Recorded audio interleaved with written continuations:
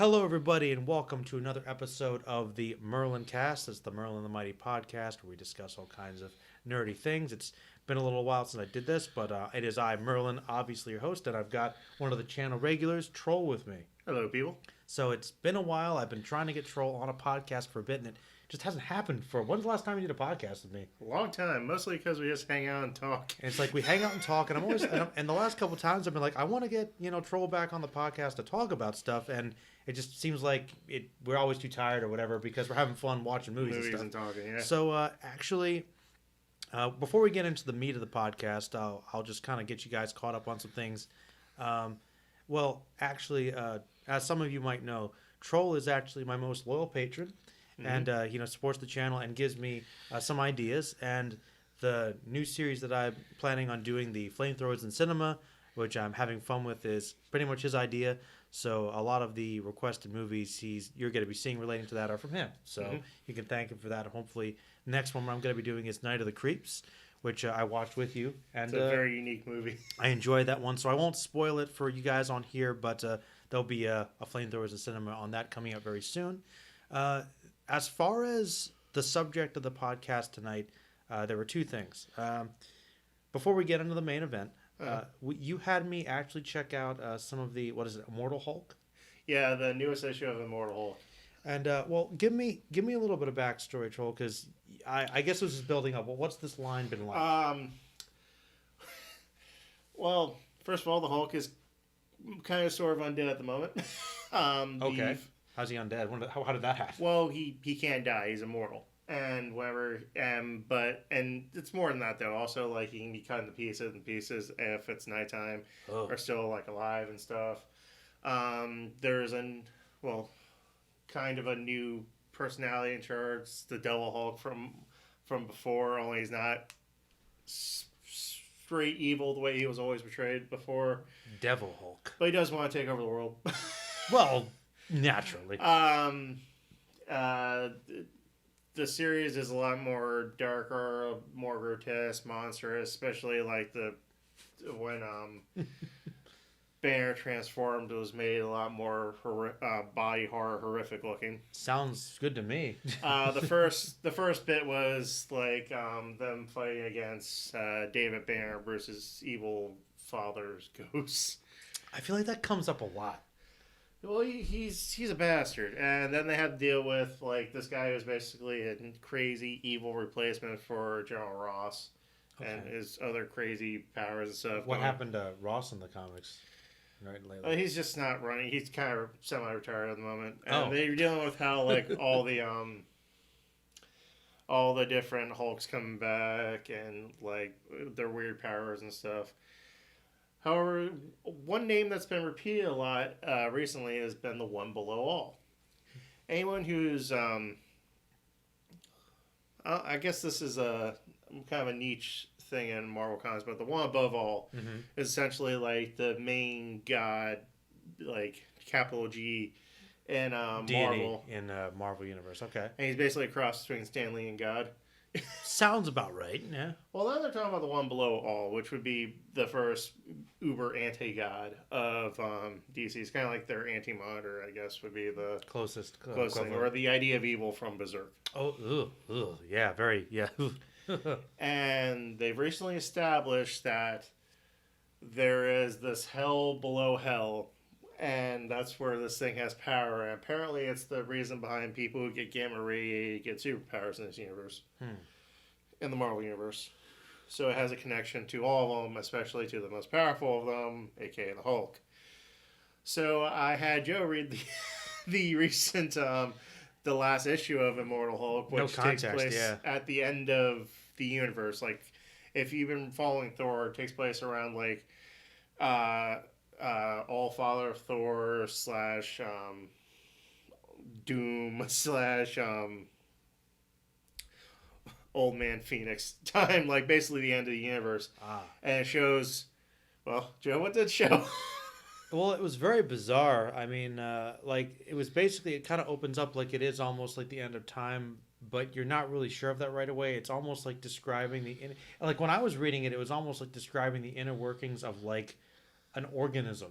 Like it was like cells merging, the language was like set aside, and so basically it's like this race, and they're like heavily based around biotechnology.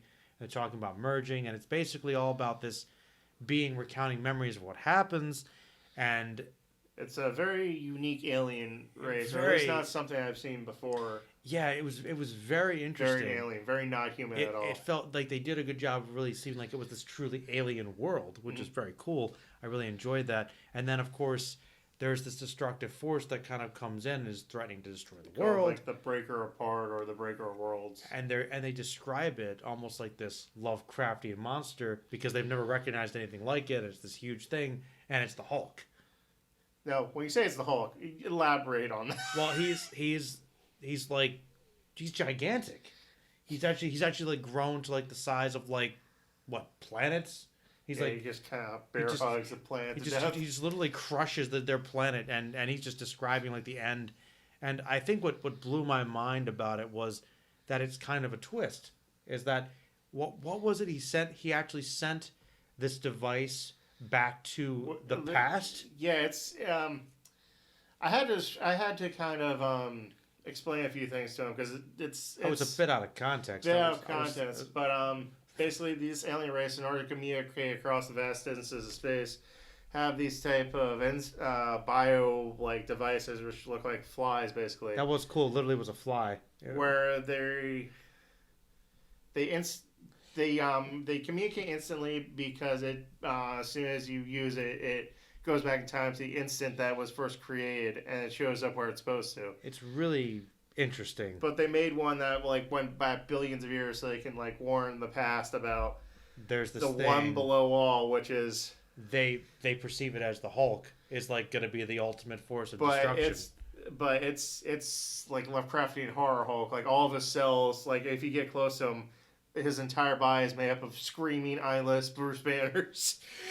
It's horrifying. And he's got like suns for eyes and shit. Like when I was reading it, I was almost like taking it metaphorically, but no, this is literally what they're trying to make the Hulk if he was perceived as a Lovecraftian monster, and I think they really did a good job. But it was from the lens of an alien, an alien society, and this is it. This is like the end. The destroyer of all things. At the end, he actually grows even bigger and crushes the last star in his hands. And I'm like, it was so dark. And it says that it's not even Bruce Banner anymore. Like, it burned out the soul of what was before, and now it's just the one below all. Which, of course, is like, in a weird way, they're tying that back to, like, the Hulk kind of fully taking control of its, like, worst elements, and it's from a dark place, which they kind of hinted at with the Hulk for a long time, which... Before we get into that, like throughout this whole like Immortal Hulk thing, they've thrown around the name "The One Below All" before. I just didn't get like before what exactly that meant until they said to me. I was like, oh, it's like anti-God. It was a scary concept, and I'm like, wow, that's intense. Like I had a conversation with our buddy Wheeler online, and I described all of it to him, and his what he said to me is like, I don't know if that's lame or rad. And I'm like, it's kind of Incredible Hulk in a nutshell. Well, yeah, he definitely bounces back between those a lot, doesn't he? Well, all right. Before I want to get into my feelings about that issue, I mean, I loved the twist because who gets the message? Oh, at the very end, the person who actually gets the book that gets sent back is the leader. So, like, okay, like if there's a possibility of how to destroy the Hulk, or use the power of the or at least stop the one below all. One below all. It could be the leader will be a villain again, or we'll have to team up with the Hulk. And I'm like, well, that's a cool lead into whatever the next issue is. I kind of want to know more about what happens. So I told him this because I haven't really been following too many comics for a while. You kind of shared with me some of the Justice League stuff you liked, like the Dark Knight Metal and the Totality, which I enjoyed. I enjoyed those. They weren't too bad. But this was probably the best comic I've read in a while. Yeah. I was just as a single issue. I really liked the language, the artwork. As soon as I read it, I knew that Merlin here would. It's a comic you need to read. I really enjoyed the atmosphere. I remember when you first started reading it, like, did I write this? Because it's written in very weird language. I'm not trying to be pretentious or anything, but I like model my stuff after Lovecraft and Robert E. Howard, and like it's just the vibe was very similar. And a little bit of Lynch, maybe. A little weird, like abstract ideas and stuff. Yeah. I was like, You're right. It was okay. It made more sense than anything Lynch would write, but still. Yeah, you're right. But it definitely gave off that kind of like a surreal vibe. I like that. Definitely. I think you would dig Immortal Hulk as a whole, really. Yeah. How long has that been running, actually? Like a year? A year or two. I think they might be 2 years now because I think they're on like. They're definitely in the I think they're in the 20s as far as issues go. But yeah, it's been really good. I gotta say, I haven't been disappointed with it. Okay, because I know you were a little disappointed with Hulk there for a little bit. Well, that's how Hulk goes, really. Yeah, I mean, I guess that's all comics. Really. Okay, what do you think the most Hulk more than most comics because everyone who writes the Hulk, they get carte blanche to write them their own way. So Hulk really varies a lot. That's true, but and I remember it was funny. Remember when I was reading it, I was like, "There's a lot of build-up before the Hulk is even revealed." And if I hadn't known it was a Hulk comic, I would have been like, "Is this a Hulk comic?" Because you just did a completely different world with these different things, and I was like, "Oh," but you said that's how Hulk comics often are. Yeah, Hulk comics a lot of weird shit comes from Hulk comics. Like Groot and Rocket Raccoon both come from Hulk comics. Like there you go. They really go weird a lot of times. But that's cool though, and I really like that about the Hulk, and I wanted to give you. I don't guess, think any superhero comic does weird nearly as well as the Hulk does. What about Doctor Strange? I stand my ground. Oh, all right, cool. Silver Surfer gets pretty weird too, but a lot of the cosmic stuff does. But Hulk deals with that a lot. Well, I guess if you want my thoughts on it, I guess as like a review for that issue, whatever it was, I'll post it in the description, I guess. But I really liked the language. I really liked the art style. I liked the concept. It was scary. It was an interesting idea for sure. And you're right. It harkens back to the Lovecraftian stuff, the idea of evil, anti-monitor, like that cosmic clash between good and evil. I love that concept. And using the Hulk as a vehicle for that was unexpected.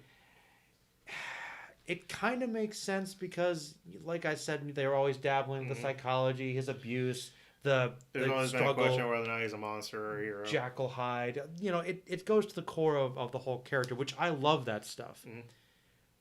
But I admit when I read the comic, I thought that particular issue could be a little bleak, and the Hulk. It's showing the end of the universe. I know, but I'm thinking, and I know that's a legitimate way the Hulk could go, but there's a part of me that's always like, I like to think of the Hulk as the hero, and I'm like, I want to see him not be that way. Well, I believe I said it to you. I can't wait to see how the Hulk deals with this problem by punching it. You're right. As far as the one below all goes. And that's how it's going to go. Because I love that in superhero stories. Remember, I mentioned this to him, the one Justice League episode where they couldn't figure out how to keep the Lovecraftian, the Lovecraftian god from invading, so they just went to his house and killed him. It's direct, which is a great Justice League Only episode. in superhero stories can you do shit like that. I'm glad they stuck a Cthulhu monster in there, basically. Yeah. Great Solomon Grundy episode. Basically Hulk, in a lot of way. Well, it was basically them doing the Defenders. Mm-hmm. But, I did enjoy it, and I will say... Does it get you interested in the Immortal Hulk as a whole? Oh, it definitely does. I know you said that if they're showing us the future, it could just be like a possibility of the Hulk, of course. But I guess the reason it couldn't work theoretically is because even though this is the ultimate evil, mind control never really works on the Hulk, right? Yeah, but he said he burned away his soul, so I don't know if that still works there. Well, then I'm curious to see how they could get around that. I'm really fascinated to see how this is gonna go. I just like the fact the leaders. I thought, okay, something must have happened. This is how to loop I am with the Hulk. Oh my gosh, you really came back from the dead? That never happens. No, I know it does, but I missed him coming back because I thought he came back during Red Hulk. So he came back a little while ago. About 10 years ago. Because I remember the last comic was where he became a giant brain. And he exploded. Where he became kind of like a giant head. He transcended and his brain blew up or something. Yeah. You really loved that run, too. That was the run where he was trying to blend his mind in with the Hulk and all that. That is probably my favorite run of the comics because that's the one that I kind of read when I would rent comics from the library and stuff.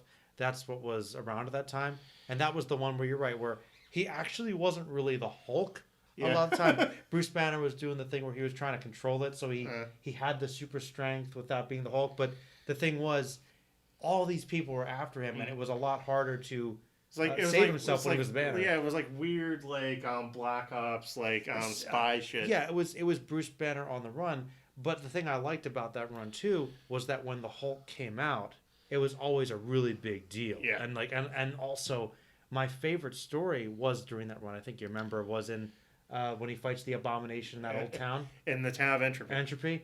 That was awesome. That was awesome. That was really awesome. So that was actually a good run. my favorite story in that run was the one Samson one where the guys were like put like a camera in Samson's eye, and then he completely tricks them. And at the end, when they go over it, they point out how that gave him 20/20 vision. And he normally wears glasses. Oh, really? So he just kept one eye closed as he did a bunch of stuff behind the scenes, so they wouldn't know. It was really good. I forgot about that part. Yeah, that's a good run. I forget who wrote that, but I like that run. That was a good run. I also like I liked some of the classic Hulk stuff. I liked the Gray Hulk back in like the 80s or whatever, 70s or whatever. That was a good run.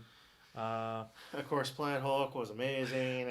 Planet Hulk and the prelude to that, and even World War Hulk, I really enjoyed a lot. And for a while afterwards, between like the game, my favorite Hulk run is Planet Hulk to right before Red Hulk. What happened right before Red Hulk, actually? There was a lot of shit that happened. Like, the Hulk and Banner got separated for a while. Oh, yeah. Then they got back together, and Banner was fucking with the Hulk. that was a good one. That's where Bruce Banner kind of went evil, became like mad kind scientist. That was a good one. And then they had, like, the Incredible Hulks, where they just got a bunch of the Hulk characters in a team for a while. Yeah, that was fun. I think there were a few too. Did they try to turn everybody into Hulk for a little bit in that one storyline? That was World War Hulks. I thought that was a bit dumb. That was stupid. I thought that was a bit dumb. But the one where it was just like Hulk, She-Hulk, other She-Hulk from Weird Alternate Future. A-Bomb, and Red She-Hulk. Red She-Hulk. Which... And Scar, his son. I liked Scar. Scar was cool. Scar's cool. He's still kicking around. I feel like Scar... They need to do more with Scar. But you know what, man? They should have ended at World War Hulk. Would have been a great ending for him. Planet Hulk. Planet Hulk, yeah. Should have done it. The World War Hulk was pretty good, too. I'm going to come back and get revenge for people that fucked with me. It was great for Hulk fans because, like, you know what? That's why I see Hulk beat the shit out of these assholes. I had the perfect ending, and you ruined it, guys. You ruined it because you just had to kill... The Illuminati no. Just let them be. It was fun, especially if you hate Civil War. It was great to see Hulk come down and like, whoop the shit out of everyone involved with that. You know who was the most mad after Civil War, though, was Thor. Yeah, right to be. They fucking cloned him. Yeah, he's like... He just came down and just whooped Iron Man's ass. Like, you motherfucker. You cloned me and then my clone killed people? That's horrible. You asshole. You disowned the name of Thor, man. It wouldn't have been about that. I don't think it would have been pro-registration at all. Personally.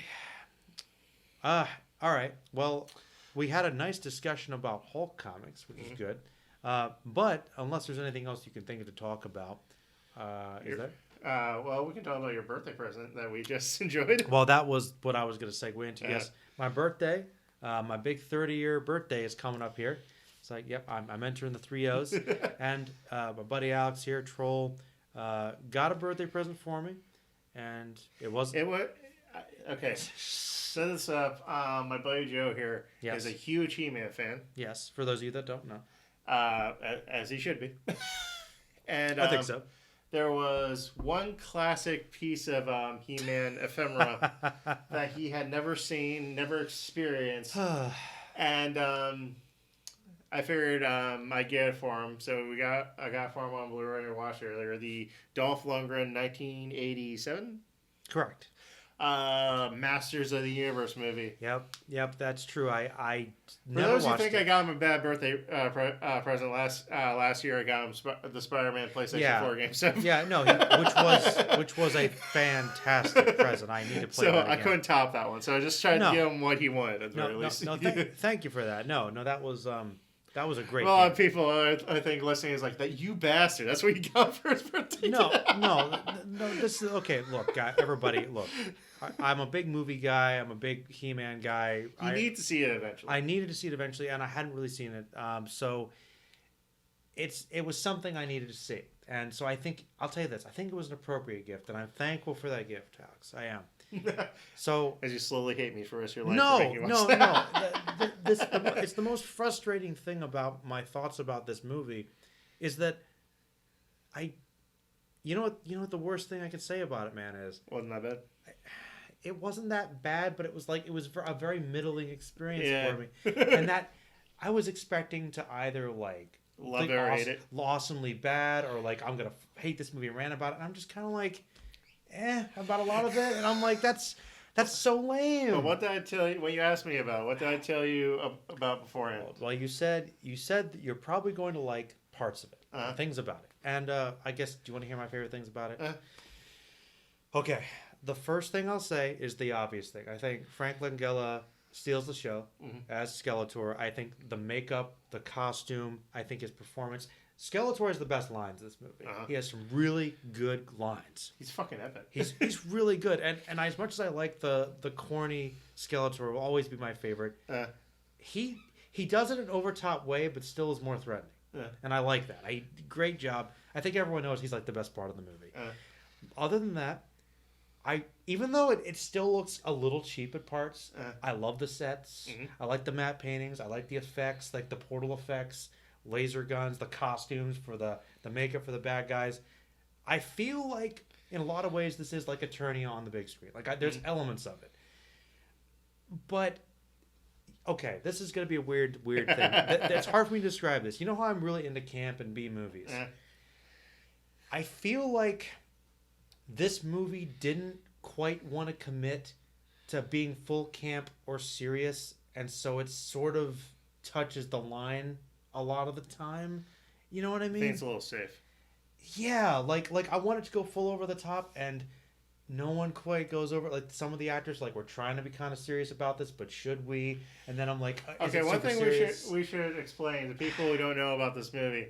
It starts off in Eternia with Skeletor taking over Castle Grayskull and capturing the sorceress. Yeah, like right at the beginning. And like He-Man, Tila and Man-at-Arms are like the only Masters of the Universe in this movie that we see. Yeah. And unfortunately, they might have died in a war because a lot of bad shit happened recently. Yeah, they were losing the battle. That's true. And then they run into a troll. This little troll guy. The Orko stand-in. I don't even remember his name. Grildor. And this guy is a locksmith and makes the inventor. cosmic key. He creates this thing called a cosmic key, which is an 80s synthesizer from Hellraiser. It's a super synthesizer that opens gateways through the universe. Through dimensions, yeah. It's awesome. And then they all run through it. And then most of the rest of the movie takes place on Earth. Our Earth, like 1980s Earth. And that's, all right. Then we get to our two main characters for most of the movie. Courtney Cox and Tom Paris from Star Trek Voyager. Yeah, which is kind of cool. They both end up with TV careers after this. It's cool. And the teacher from Back to the Future. Yeah, the principal. Yeah, that guy. So there are some good people in this movie. All right. You want to hear about... Okay. All right. Okay. Just to use your words. To skip to the basis of my review, which I'll elaborate on in a rant, of course. If this movie had been the beginning and the end, it would have been fine. and if the whole movie in between had been a lot more like that, it would have been fine. It would have been good. I'm like, okay, this, and like, because most of it is, of course, on Earth, which they did a lot in the 80s with these types of movies. A lot of the movie is around those two kids and them dealing with the stuff, and it's not bad. This is the thing. It's okay. It's okay. But the movie is called Masters of the Universe, not these Courtney people Cox and Tom Paris bouncing around with weird shit going on, and it's like, it's painfully okay, Alex. It's a painfully generic okay sci-fi thing, but that just happens to be Masters of the Universe. And for huge chunks of the movie, I was watching. I'm like, where the fuck is He-Man? Where's He-Man? Where are the Masters? They're so dialed back. They're not the main characters of this movie for a huge chunk of it. Yeah. And I'm like, and this is the thing. They're okay. And this is okay. You know how I said that Frank Langella's Skeletor was pretty great? Dolph Lundgren's He-Man was fine.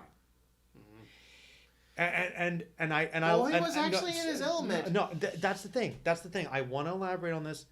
I think this could have been a very good role for him. This could have been his Conan. But he wasn't directed well, or he was underwritten. He wasn't allowed to He wasn't much. allowed to be He-Man. Like I told you, when he's fighting Skeletor at the end, it felt like, ooh, there's some chemistry here between the actors. Where the hell was this movie at the entire time? I was like, and that's what I see in this movie, Alex. I see so much potential for something awesome in some way. Yeah. And there's good things in there, but it never fully blossoms, you know?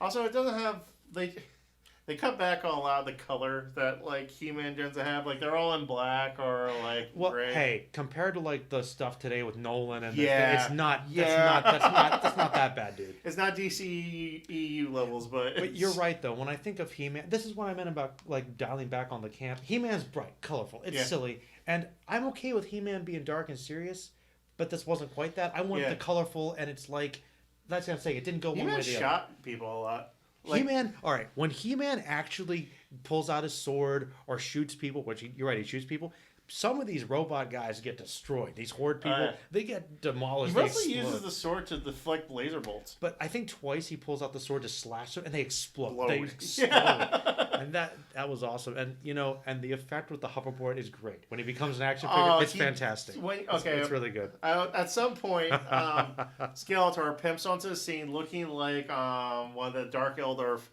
from Warhammer 40k on like his floating tank throne thing. And he's got a bunch of bitches on hoverboards who look like Cobra Commander. Because he just wants to come to suburbia and just chill. And then at one point, they're going after the good guys. At one point, He-Man punches out a window, straight up kills one of them, and then jumps on it and is flying around just shooting these tiny little laser guns at the people.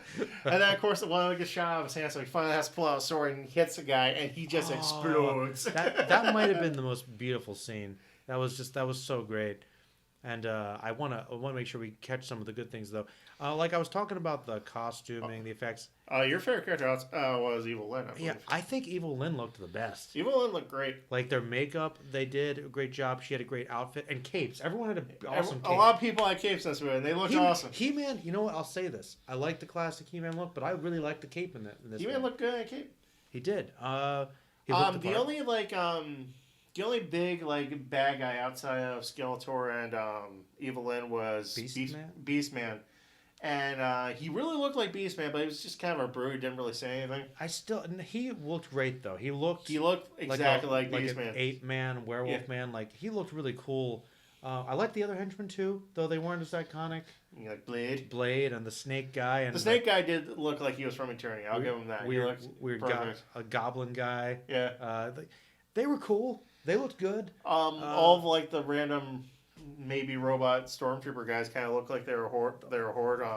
They look like soldiers. What I don't know. This is pretty nerdy, but what are in Star Wars? What's the Imperial officers that have those weird helmets? The guys that work on the Death Star, the guys who pull the thing.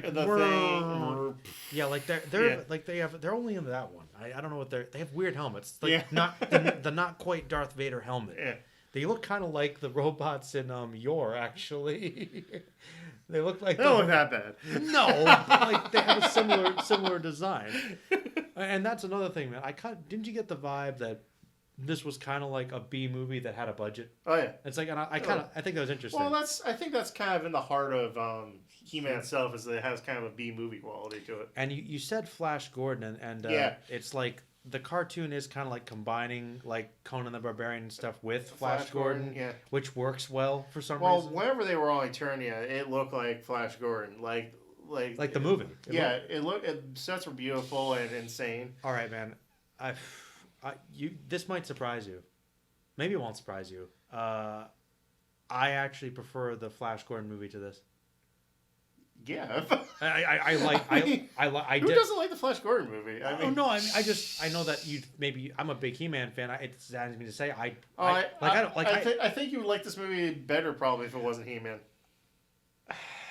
You want to know something? You'd be a lot more forgiving. If it wasn't called Masters of the Universe and it was just like those two kids dealing with their stuff and it was marketed as that, I would have been more okay with it. Yeah, but it wasn't properly focused on the title. Though we say again, once the ending fight between He-Man and Skeletor kicks off. Uber Skeletor. Also, He-Man's completely in character throughout this entire movie. He's very caring. He's very nice. He's brave. He wants to help people. He's not out of character. He doesn't go for the killing blow on Skeletor when he has a chance. It's just he wasn't really at the center, and he couldn't really. He wasn't the main character. He wasn't fleshed out. He was just one of the people there, and he. Yeah, it is called the Masters of the Universe, not just He-Man. So I guess they were trying to make it more of an ensemble thing. But even with that, they're all still pushed aside for future. Yeah, that's the problem. That is the problem. So you're right. It's not really a He-Man movie, but even so, it's not really that much of a Masters of the Universe movie either. I was really bitching when he finally did the "I Have the Power" line though. That was awesome. That was cool. He did it twice because he did it at the end again too. Yeah. I have the power. The fight between him, just the lines going into "You will not stand between me and my destiny, ever again." But I will. I will. Farewell, let us be our final battle. But yeah, like Skeletor was given a bunch of monologues towards the end there when he's about to get the full power of everything. This guy loved playing Skeletor. Oh, he did. He really did. And no, I think that's kind of where he had the best lines and did it there. I don't know. Is there anything I didn't mention you liked or disliked about it? Do you like it more than I do, or less, or about the same? Honestly, because you've seen it before, so I have seen it before. Like I said, if you just cut out all the Earth scenes, then it would be like a great 20-minute short, I guess.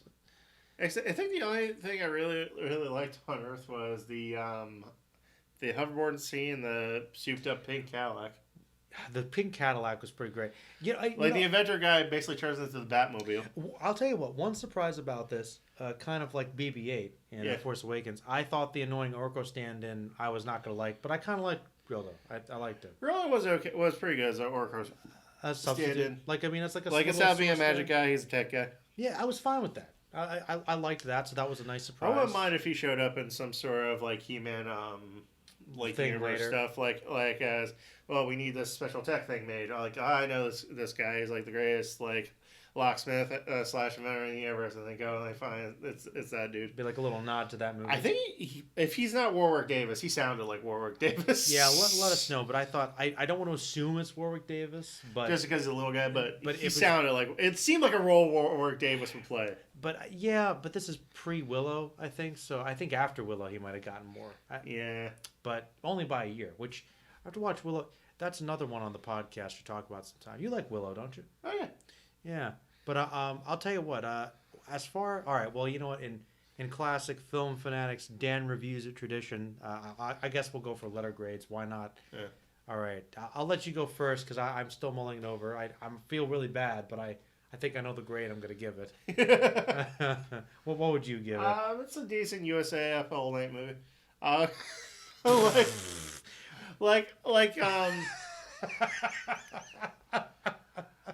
Or a Joe Bob. Joe Bob Riggs thing. Movie. Oh, there are better movies than that he shows. There are worse movies on that they show on both of those. Like I said, it's not terrible. It's more of a TV. I think of it more of a TV movie than of a actual big budget movie. Okay. So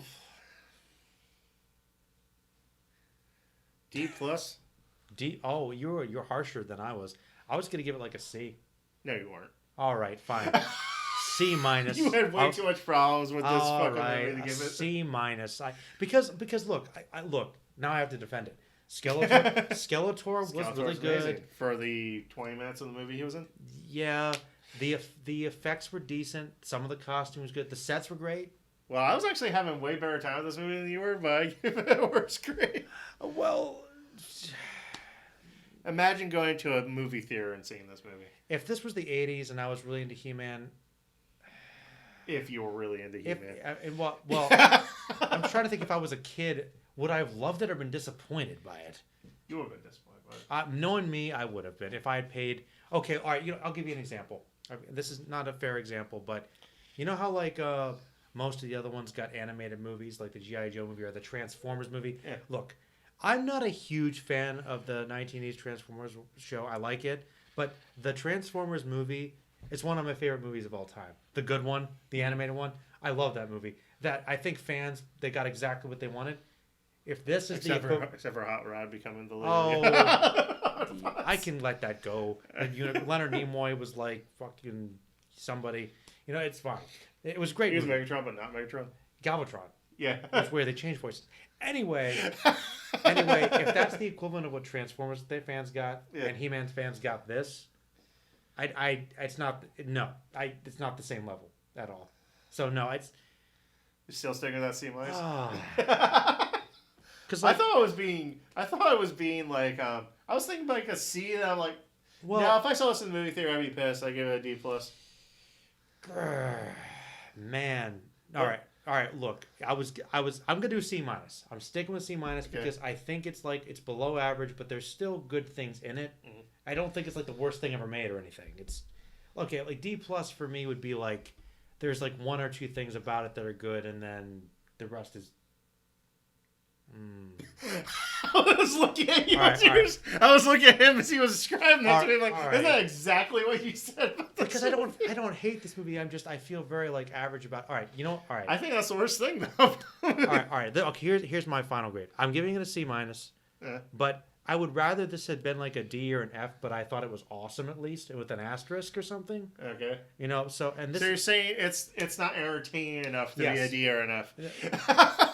In a way, like okay, all right. I'll give you an example. So a C is the worst grade you can give a movie because it's not good enough. Yeah. For me, okay. Look, I'll give you an example. For me, The Room is probably like a D, maybe like on an F. But there's so much awesome shit that balances out to make it entertaining. I would rather watch The Room than this movie. And I use The Room as an example because I actually, as far as ironic cinema, it's bad, but I can enjoy The Room more than this movie. Even if I'm making fun of it, that's my. Even though it's technically a worse movie, yes, but you know what I'm saying. It's tough. This is why camp fascinates me. See my dilemma. I don't. There are things that are legitimately good about He-Man, Masters of the Universe, but it wasn't that entertaining for me. I just find it's amazing because I was having more fun with the movie, and I gave it a worse grade than you did. Who was legitimately pissed off during parts of it. I wasn't that pissed. I was just like I was bored for some of it. Yeah. No, I'll give it a C minus. But I'll tell you, this is my asterisk though, dude. I'm curious. Well, what would your rating for your Hunter of the Future be?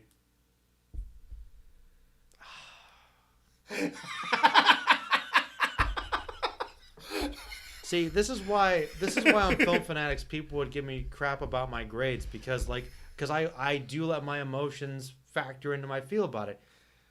Oh, you should. I'm not saying you shouldn't. Okay, but this is I like these discussions. Yeah, but now that you've told me your like how you feel about that kind of stuff, like what would you put your? I'll tell you this: I find you are a better and more entertaining movie than Masters of the Universe. That's what I'm saying. I'd agree with you. Even though technically speaking, I guess you could say Masters of the Universe is a better made film. I find it more. It's about on the same level, but budget aside, the acting's about the same. I think that yours a more fun, interesting, entertaining movie. So yeah, I'd probably give it like a B or a B minus. Yeah, me too. Yeah, it's. I would rather. Our grades aren't even that different. Like your C minus, mine is D plus. No, I said C because I was like, yeah, it's mediocre, but like it's a little below that for me. That's what I'm saying. Just because a movie it's technically better made, I still have to say like how entertaining it is for me too. Fascinating. You didn't know this about me? No, I did. I just didn't like. I just found it. No, I just mean like our discrepancy. Like we're so close in things, but for different reasons, kind of. And then I definitely enjoyed it more than you did, but yours is slightly higher than mine. I find it very interesting. Well, this is what I do, man. I trying to figure out how I feel about movies and stuff is fascinating. But yes, but I didn't get to add on to my review. I never, unless I have to review it for the channel or something. And again, I never really want to watch this movie again unless there's like friends and alcohol involved. Oh, that's happening. Exactly. We're doing that at some point. But like I am like this is and that I think that summarizes my review. Mm-hmm. I never want to watch it again unless we can turn to a drinking game. So then I'm all about it. And then and then I bet you that my grade will be elevated. So you're going to the Jeremy Johns good time if you're drunk. Yeah, probably. Love you, Jeremy, by the way. Jeremy Johns is great. I haven't watched him too much in a while, but he is fun. Yeah, man, that was kind of how I felt. And I guess before we wrap up, all right, All right, wait a minute. What would be your letter grade for that issue of Immortal Hulk? Just tie it back to the to letter grade that. Honestly, I thought that was really good. Hey? Like, I mean, okay, I guess if I want to be really hard about it, I could say maybe not quite enough Hulk and the actual thing. But as a comic itself, as a whole comic, it was like an A minus. I really, if there was a little more Hulk integrated into that issue directly, I would have been like, oh, like. But it was really interesting. It was the most unique thing I've read in years in comics. I mean, that blew me away. What would you give it? I'd give it an A. It completely blew me away. Like, people go out there and like if you want to spend money on a comic book, go out there and like catch up on Immortal Hulk. It's amazing. Yeah, Immortal Hulk. After reading that one issue, I want to check out more of that line. I might actually, but I wanted to kind of wrap up with a question about He-Man. All right, for you with Masters of the Universe, what do you think they could have done to make it better? What do you think it was missing? Because I just felt like it was Don't go to Earth. Yeah. He could have sent them to any other planet. They go to other planets all the time, Masters of the Universe. He just sent them to another like planet that didn't know what the hell was going on. That would have been fine. That would have been fine. And they could have even like ran into 2 people who lived there, and then they could have been like they could have joined the Masters of the Universe actually. Yeah.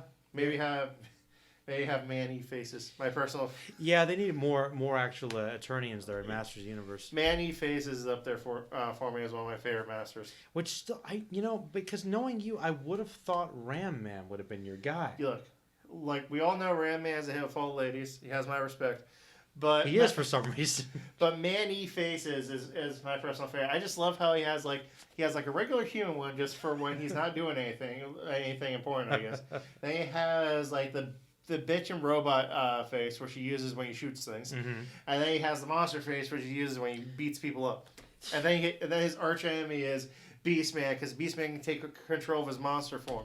That is cool. Man-E face is unique, and Man at Arms. See, he's also a cool toy. He has a cool there it is. Did you have a Man-E face toy? I believe I did. Yeah. That's where it is. But he's great. I fucking love him. I confess, I don't think I ever had any He-Man toys. You will. I know. Do you want to know the history of my how I got into He-Man? I'm guessing you saw the cartoon. I mean, yeah, I guess you're right. Some things are simple. Yes. Okay, but I think it's a little more interesting than that, because the weirdest thing is that, see, He-Man was a little before my time on TV. Mine too. And yours too. So how do you think I watched He-Man? Reruns on. Not even. VHS. VHS. Yeah. I don't know which one of my parents did. I think it might have been my dad. He got one VHS tape, which had 2 episodes of He-Man on it. That you've watched until the tape exploded. And for a long time, that was my only experience with He-Man, but I loved it. And I always had fond memories. And it was only within the past, 5 years or so that I kind of started to actually look more into it. And I'm like, wow, I actually like the cartoon and the world. I just love the world of He-Man. Yeah, He-Man's awesome. Like you said, it's like a combination of Flash Gordon and... like Cole and Conan the Barbarian. Which is like... should not work. Insanity. Just wall-to-wall insanity. But it's awesome. It's so fun. It's unapologetically fun 80s camp. Let's have this massive muscle-bound badass of long flowing hair ride a goddamn green tiger in the combat. That's right. He didn't have Cringe or a Battle Cat in this movie. Yo, you know what? D+. There was no Battle Cat. Not even a reference. Well, if they mentioned it, they'd have to mention he was dead, so they decided not to, I guess. That sucks. They could not afford a tiger on this movie's budget. I know they couldn't, but... All right. Well, damn. That actually makes me sad. I love Battle Cat. But actually, okay. He was going to be in that sequel, and it never happened. That's a shame. The movie does have a great after credits scene, by the way. I'll be back. It's not Arnold Schwarzenegger, but... Next best thing. It's Frank Langella, apparently.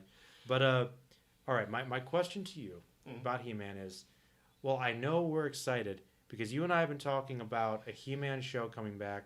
The Castlevania guys are possibly going to do one on Netflix. Yep. We're excited about it. What do you want more?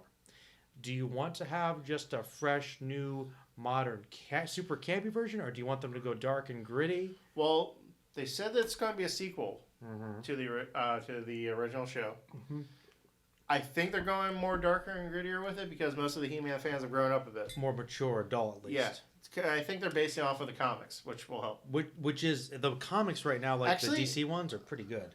That comic storyline you told me where He-Man loses his memories, I think they might be doing that because they do mention He-Man losing his powers and Tila having to learn some of the secrets of Castle Grayskull. Is that one actually up there? Is that the one? I don't see anything up on top of the shelf? Is it in there? I think it is. I could be wrong. There's a shit ton of books on it. I don't want to grab it. Yeah, well, but the one you let me borrow with that where he kind of he forgets he's He-Man and they try to steal his memory. That was really good. I really enjoy if it was that style. It's not. I guess when we talked about dark, I thought I think they might be trying to turn it into a more ensemble thing because it is called Masters of the Universe, not just He-Man. Sell more toys. That's true. But would you like it if He-Man went super Conan bloody, or do you think they should still dial it back a little bit? They should still dial it back a little bit. Conan, He-Man is a like we were talking about. He-Man's neutral good. He is a good, loving soul. He will kick ass if necessary. So he can't. We're not going to see him beheading people too much, probably. Well, unless he might. they're robots or demons or something. Well, he might in the thick of battle, but he won't. But he'll try not to. He's still a good guy at heart. Yeah, you're right. So we're not going to see R-rated or M-rated. I hope we don't. Okay, but you want it to be at least more serious, a little bit. Not that He-Man wasn't serious. It was It was campy though. Yeah. At the same time, Power Rangers is a good example. Campy, but there's stakes. You know what I mean? Yeah. I love that. I also sounds weird, but I actually wouldn't mind if He-Man got a love interest. If he found he has to be gay. I'm sorry, He-Man has to be gay. He's the greatest gay superhero there is. I agree. I am a full supporter of that idea. I've always said He-Man is gay, and if anybody doubts it, what's wrong with you? I mentioned that his true power is not the power of Grayskull. It's his how manly he is. Gayness and manliness put together. Because this is the thing, as everyone knows, you can certainly be both. Yep. And he is. And I think He-Man is the perfect idea of masculinity and how sexuality has nothing to do with it. Yep. And I think he's probably excellent at baking cookies, as you said. They show him doing it in the show. That's right. But yeah, man, I'm looking forward to that. I thank you for bringing Masters of the Universe for my birthday present movie experience. I don't know if I'll be putting it on Joe Loves Movies anytime soon. It might be Joe watched movies. I thought about Joe watches He-Man or something like that. That might come up, but I'm not going to put it in my favorites for sure. Are you glad that you actually seen it though? Oh yeah, as a He-Man fan, I mean, all right, okay. I know that of course podcasts never are shorter than I think, but you're bringing up an interesting question. Okay. When it comes to fandom, when should you see something versus not? Because remember how, for instance, with Terminator Dark Fate coming out, we're saying, no, but I know you've seen all the other Terminator movies. I have, but so there's a certain point where you just got cut off, man. For me, that was after Terminator Genesis. Genesis was really bad. Genesis was so bad, and then what I heard happen in Dark Fate, I'm like, no. The rest of the movie could be the greatest fucking movie I've ever seen. I will still hate it because of what happened in that part. I'll tell you what. I might see it for the channel. I'm not sure yet, and I'll let you know. But it sounds weird. For those of you who don't understand, I've seen every Terminator movie. I've seen every episode of the Sarah Connor Chronicles. I haven't even seen that. I have read a couple of the novelizations of Terminator movies. Ooh. I've read several of the comics, including the one where Skynet went up against RoboCop. Oh yeah. I know Terminator. I am a Terminator fan. I don't want to see Dark Fate. That's fair. That's very fair. I'm not going to fight you on that. It's not even Skynet. They renamed it. It's this new evil AI from the future, and it's called Legion. They went from Skynet, the only thing in anything ever named Skynet, to Legion, which has been used in a lot of things. It's in everything. Yeah. Even a movie about it, I believe. It's in everything. It's in DC. It's in Marvel. It's in X-Men. It's in Teenage Mutant Ninja Turtles. It's in every horror movie. It's in everything. Legion of Doom. Legion of Doom. It's or I guarantee you there's someone just called Legion too.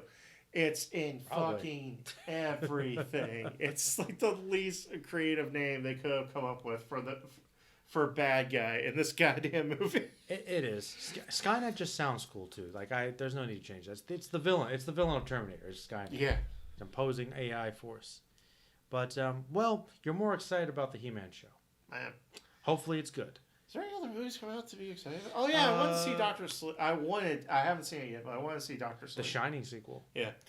You know, let me know if you see it. I'll try to see it with you because I feel bad because the last couple of Stephen King books, like the last decade, I didn't read Doctor Sleep. We did walk out of the last Stephen King movie we tried to watch. Oh yeah. I didn't feel. It too. We walked out of. It wasn't really that good. It was just bad. I'm like, you know what? I don't want to sit through another hour and a half of this. It was dragging really bad. It wasn't scary. Yeah. There was a lot of annoying jump scares that weren't even. And I'm like, now there's a jump scare. It was disappointing. At the point, I was just covering my ears because I knew loud noises were coming. Were you interested in the Zombieland sequel? I wouldn't mind seeing it. It wasn't something I was particularly looking forward to, but I wouldn't mind it. Yeah, I wasn't that super excited about that one. I mean, the only if I had extra money, I would, but I'm a little on the broke side. That's the thing. It's really tight, so I can't go see every movie every week. I was actually talking to somebody about this today. As far as movies the rest of the year, there aren't really many. I'll tell you the two movies I know for sure that I'm probably going to see, and only one of them I might review for the channel. My girlfriend and I will probably see Frozen 2 because Disney Frozen, sure, it's probably going to be fine. And that damn Star Wars movie. We all agreed that we were not going to go see it opening. No, but I like there's I'm hoping Alex that maybe the reviews will come and everyone will be like, oh man, it's the same thing. Yeah, I know it's not going to happen, but maybe a twinge of possibility. How disappointed I'll be if that's the case. At this point, I just want to watch it. I just want to watch it all burn. Don't you want to be proven wrong though? They shit on my favorite character, Luke Skywalker. Yeah, I just want to watch it all burn now. But hey, okay, it would be fun to watch it burn. Like in all honesty, look, I'm a Star Wars fan. I wanted the fucking Last Jedi. I wanted to see Rey and Luke train. I wanted cool shit to happen. That's not what I got. And now they're like, well, now Palpatine's coming back. I'm like, yes, because I want you to bring Palpatine back. It's just such a piece of shit. I'll be disappointed at this point if it's a good movie. All right, well, look, I don't know if I have no idea what I'm going to feel about it, but I think this might be the difference between you and I. Okay, and there's only one difference. I feel pretty much the same way you do about everything. But I really love Palpatine, and they know that I love Palpatine, and that's why I'm putting motherfucker. Return of the Jedi is my favorite Star Wars movie. Same as me. That's what I'm saying. Well, they're giving me what I want. I'm like, here's the thing: this movie doesn't deserve Palpatine. All right.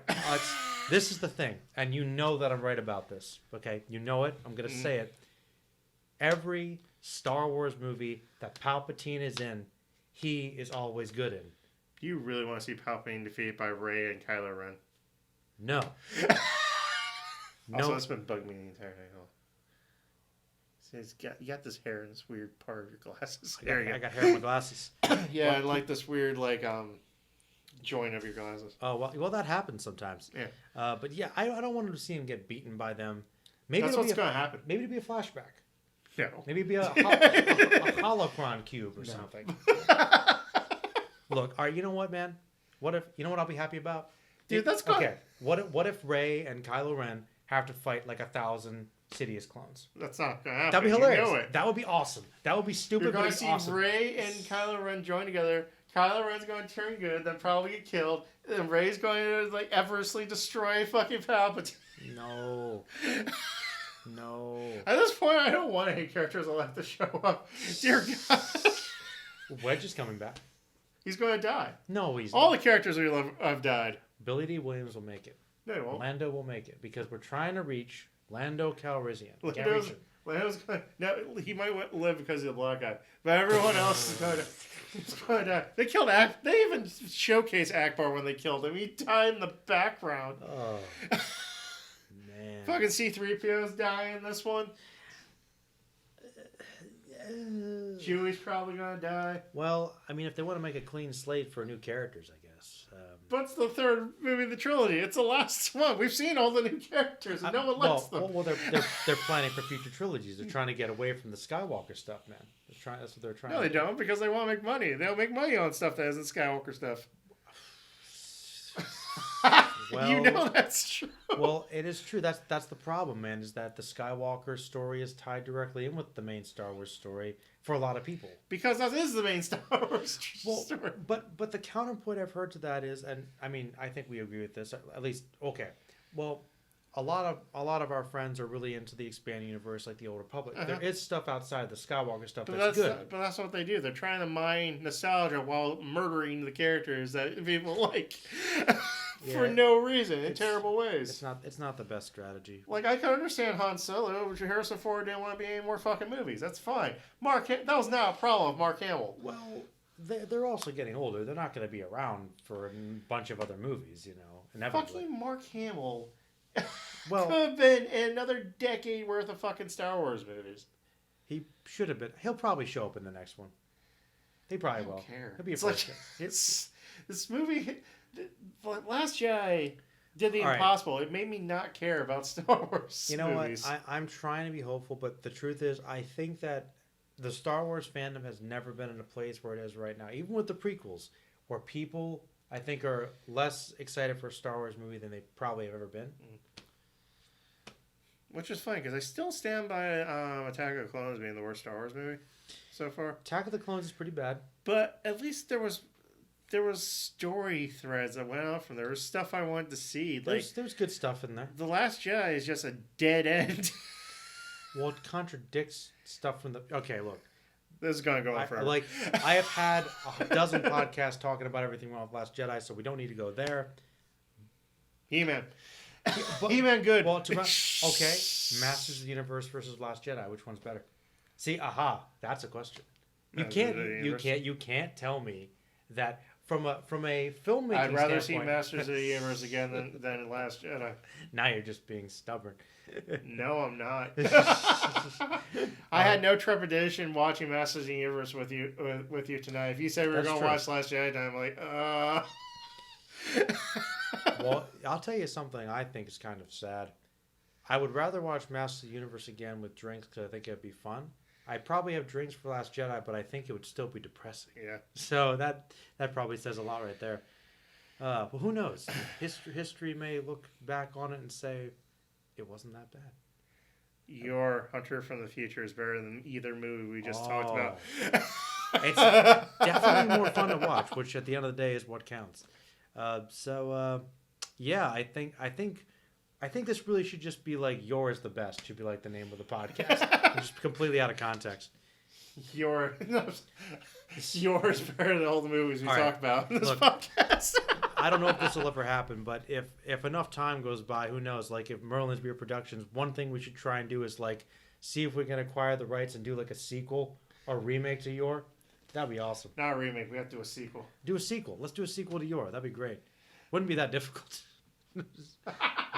Not really. I mean, world of ancient. Can you come with that? Are we capable of coming up that level of crazy of ourselves? I mean, honestly, if we could come up with a script, I mean, that's the first step. Who knows? It'd be a fun idea. We could at least publish it. Who knows? All right, people. This has been Troll and Merlin. Yeah. All right, everybody. Thank you for the cast and stay magical. Man, he knows my lines. All right. Night, everybody.